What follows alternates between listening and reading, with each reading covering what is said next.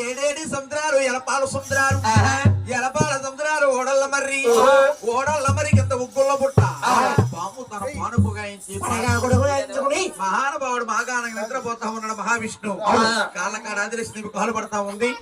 మహానుభావుడు తలకాడ బంగారు పూంతమున్నాడు మహానుభావుడు భృగు మహర్షి చూస్తాడు ఏమంటున్నాడయ్యా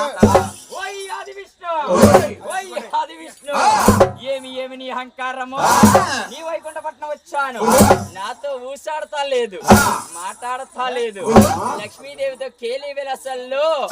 కాళ్ళు పట్టించుకుంటున్నావా విష్ణు బ్రహ్మపట్నం వెళ్ళాను బ్రహ్మదేవుడికి శాపనగర్ని ఇచ్చాను కైలాసపట్నం వెళ్ళాను శంకరుడికి శాపనం పెట్టాను ఈ వైకుంఠపట్నం వచ్చాను నీకు శాపనగారం పెట్టినయ్యా నా ఎడమ కాలితో నీకు తగిన సాహద చేస్తాను. మహానుభావుడు అకడమైన కోపంతో రగిలిపోతూ భృగు మహర్షి ఎలా ఉన్నాడా నాయన ఎన్నులో ఎన్నులో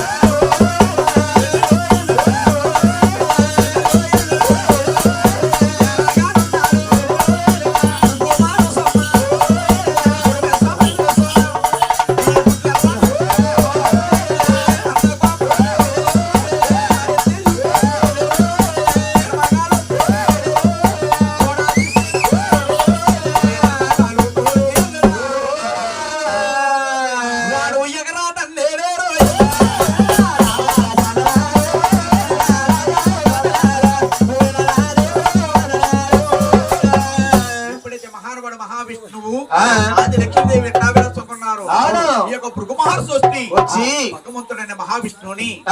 వస్త్రతల మీద నెస్తాడిపోయిందా వస్త్రతల తనేస్తాడు భగవంతుడు బాధపడ్డాడు బాబు అసలు బాధపడలేదండి బాధపడకుండా మహానుభావుడు కింద కూర్చుని ఈ యొక్క భృగు మహర్షిని శేషతత్వం మీద కూర్చుని పెట్టి నాయన రెండు బాధాలే